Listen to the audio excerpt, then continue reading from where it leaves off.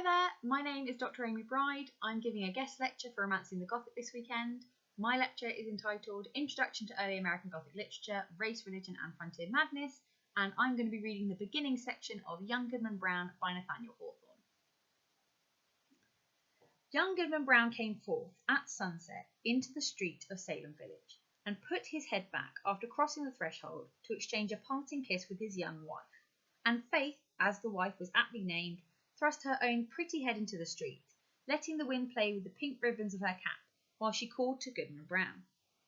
"Dearest heart," whispered she, softly and rather sadly, when her lips were close to his ear, "prithee, put off your journey until sunrise, and sleep in your own bed tonight.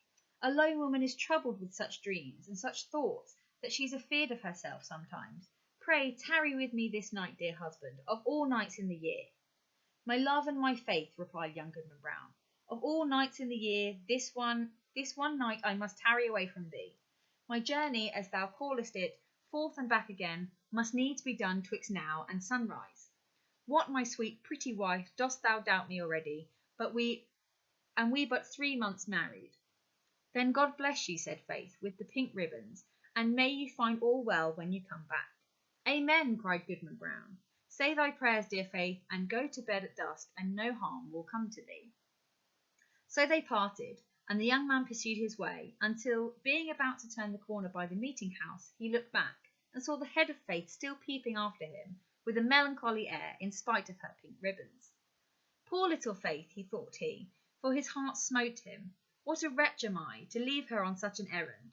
She talks of dreams too. Methought as she spoke, there was trouble in her face, as if a dream had warned her what work is to be done tonight. But no, 'twould kill her to think it. Well, she's a blessed angel on earth, and after this one night I'll cling to her skirts and follow her to heaven." With this excellent resolve for the future, Goodman Brown felt himself justified in making more haste on his present evil purpose. He had taken a dreary road, darkened by all the gloomiest trees of the forest, which barely stood aside to let the narrow path creep through, and closed immediately behind.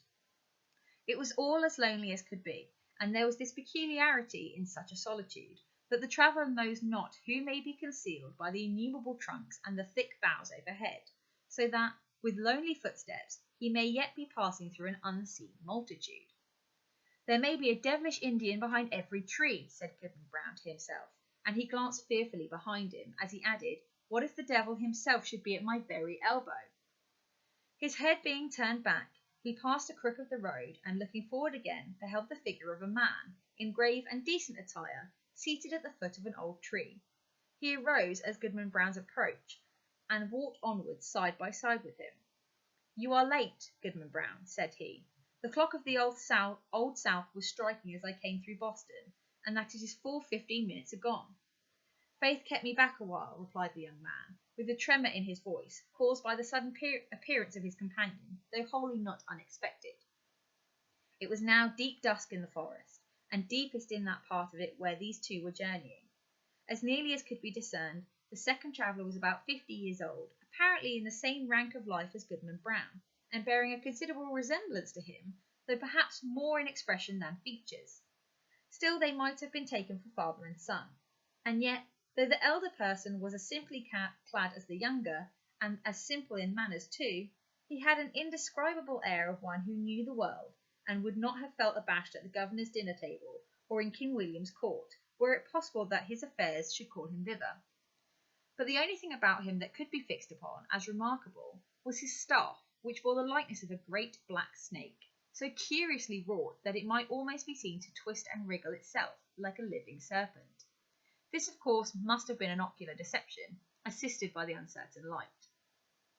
"Come, Goodman Brown," cried his fellow traveller, "this is a dull place for the beginning of a journey. Take my staff, if you are so soon weary." "Friend," said the other, exchanging his slow pace for a full stop, "having kept covenant by meeting thee here, it is my purpose now to return whence I came. I have scruples touching the matter thou wast off."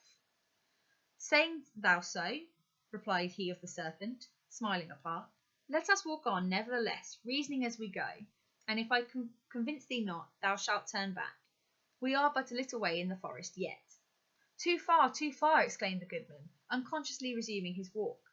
My father never went into the woods on such an errand, nor his father before him. We have been a race of honest men and good Christians since the days of the martyrs, and I shall be the first of the name Brown that ever took this path and kept. Such good company, thou wouldst say, observed the elder person, interpreting his pause. Good Goodman Brown, I have been well acquainted with your family as with ever a one among the Puritans, and that's no trifle to say. I helped your grandfather, the constable, when he lashed the Quaker woman so smartly in the streets of Salem. And it was I that brought your father a pitch-pine knot, kindled by my own hearth, to set fire to an Indian village in King Philip's War. They were my good friends, both, and many a pleasant walk we have had along this path, and returned merrily after midnight. I would fain be friends with you for their sake. If it be as thou sayest, replied Goodman Brown, I marvel they never spoke of these matters. Or verily I marvel not, seeing that the least rumour of the sort would have driven them from New England.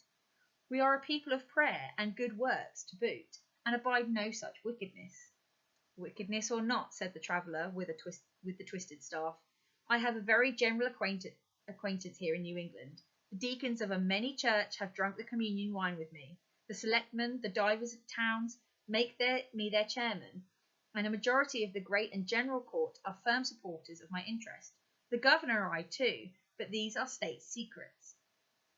Can this be so? Cried Goodman Brown, with a stare of amazement at his undisturbed companion.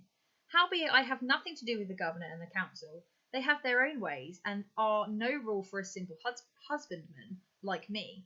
But were I to go on with thee, how should I meet the eye of that good old man, our minister at Salem village? Oh, his voice would make me tremble, both Sabbath day and lecture day. Thus far the elder traveller had listened with due gravity, but now burst into a fit of irrepressible mirth, shaking himself so violently that his snake-like staff actually seemed to wriggle in sympathy. I'm going to stop it there with the tantalising hint that the stranger that Goodman Brown has met is actually the devil himself, and the story progresses to a very interesting place. I hope you enjoyed that. I hope you join us for the lecture. We're due to have some very good discussion and debates about some interesting texts.